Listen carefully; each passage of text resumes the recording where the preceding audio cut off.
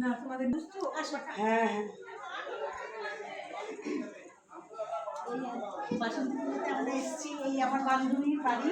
দাঁড়াও দাঁড়াও দাঁড়াও। আর এই যে এই একটা বান্ধবী, এই বান্ধবীর বাড়িতে এই একটা বান্ধবী, আমরা 3 বান্ধবী এক জায়গায় হয়েছি। কি আনন্দ হচ্ছে, পুরো বাড়িময় আনন্দ আনন্দ। এই বাসন্তী খুব আনন্দ করছি। ওটা খুব ভালো স্কিম। প্রতিবারে আসবে, এবার অষ্টমীতে নিয়ে আসবে। আচ্ছা,